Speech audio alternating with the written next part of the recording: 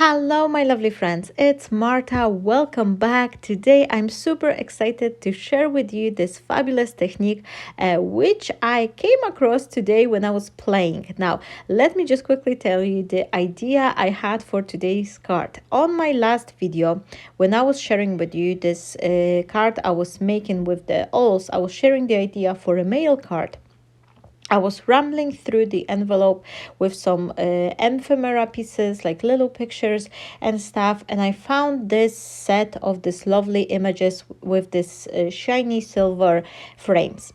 I already shipped over most of my paper back to Poland as we're moving, and I don't have many papers, so I thought I'm gonna create a nice watercolor kind of a background. But then I wanted to have a little bit of the shininess on the background itself.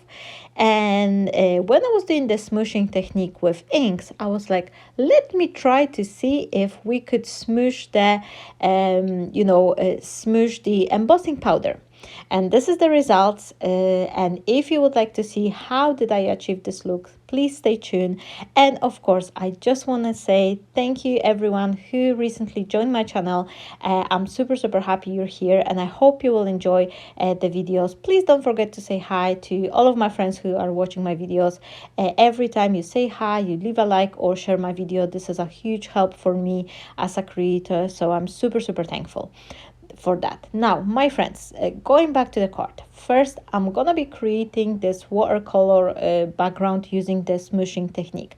I've picked up some of the inks. I have this peeled paint, dry marigold, pink raspberry, and fossilized amber, and this is kind of a color I choose looking upon this little picture. There was some pink, yellowish, a little bit of the green color accents, so I thought I'm gonna be playing with those.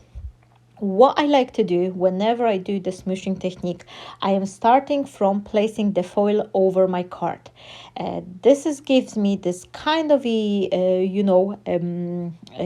guide for how much ink, like how much big of the my cardstock is, how size about the size of the cardstock. So this way, when I apply my colors to the foil, I can see if I have enough coverage for what I'm aiming for. Sometimes you want to do a smooshing technique just a teeny tiny bit, but whenever you want to cover the whole card or something, it's good idea to place your piece of the paper underneath, so this way you know where to put your colors and how to arrange them. Once I place my colors, I am spraying a teeny tiny bit with the water, and then I am pressing back on the card. Now, you can do it with the hand, but I really recommend you, if you have the brayer nearby, just try to do it with the brayer. Because sometimes when you press your fingers on the card, you can leave the fingernails marks, and you will end up with having these lines which are not really great. It's not something very visible, but if you ever create a smooshing technique and you sometimes rub over the foil, you can see later on you have like a couple lines visible after your fingers. So what I like to do, I think the brayer is just nicely pressing the color down, and it's give even more this watercolor look. If you think you don't have enough splashes, you can then redo it. You can add a little bit of the ink back to the foil, and then use far less water. The less water you're gonna use, the more concentrated your splatters will be. And another thing which I forgot to mention, see on the beginning when I start smooshing technique, once you press the ink pad to your foil, sometimes it's leave those square marks from your ink pad. So keep this little piece of a sponge. This is just a kitchen sponge. I always like to go over and gently rub the lines, so this way you've got this beautiful flow rather than harsh line left over the ink pad. Because even if you spray with a little bit water and you've got the clear stamp line from the ink pad, that could leave this like a stray mark. Now I'm going to be dry my paper, because before we go to the next step, before we start working with the embossing powder, we need to make sure our paper is super dry. What I like to do if I work with the wet paper, I like to keep a piece of the kitchen towel, so I'm not gonna do it directly with my hand, and then once I'm heating my paper, I am just gently pressing down with my hand, so I'm kind of ironing the paper. It's not going to be make it super flat. It still may warp or lift a little bit here and there, but it's way less warp than if you would not do it. So if you keep like your hand down on the card, and make sure you actually rotating your paper. If you're gonna be rotating it once you dry it, then it will kind of stay more flattened up than if you would not do it. For the next step, before I will move to the embossing powder, what I like to do, I like to take off all of the static from my card, and adding this drop of the powder will also make sure, in case you didn't dry your card completely, that will get rid of the rest of the moisture. I like to use embossing putty, but if you don't have it, you can use the baby powder. Both working fine. I was just sharing you with the bottle of the baby powder I have.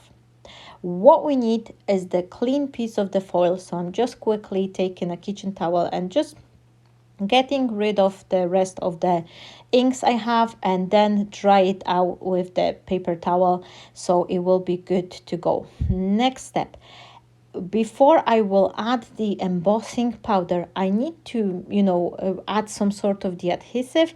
Normally what we use for the embossing powder is those like embossing ink. I usually go with the Versamark one, but this distress resist spray, it also has this little tackiness to it, so that will be great for holding up the embossing powder. However, my friends, if you don't have this distress resist spray, that's not a trouble at all. Take any spray water bottle and mix up the PVA glue, just a regular PVA glue with the water. So you could have this like a liquid, you could spray, and that will be good to go. As you can see here, I spray it on the foil. I press it to my card, and then I will sprinkle it with the embossing powder on top. And that way, because I did this smooshing technique with some sort of the adhesive, that will adhere my embossing powder to the card. And you can go as much as you like, as little. If you prefer to have like a smaller spot, then you can spray less. And one thing I wanted to tell you, if it comes to a smooshing technique or leaving the droplets, I really like the bottle, the white bottle you can see when I was adding the water to it. This is actually the bottle from the hair conditioner. If you will go to any supermarkets and you have those like a hair spray, like a heat protector spray for your hair, they have this very fine mister nozzle on them. So I like to use those when I have to do the smooshing technique, because that way I have this nice little mist on my foil rather than have those big droplets.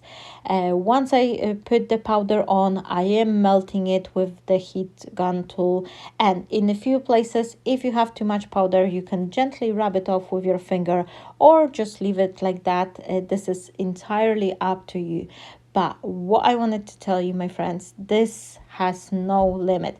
You can use one color of the embossing powder, 2, 3, you can go as much as you like, and you can create even more interesting background by building the layers of the embossing powder itself. It's good to have a little bit color underneath, like have some sort of the background, but you can try to do it on a white cardstock as well, and I think it will be look cool as well.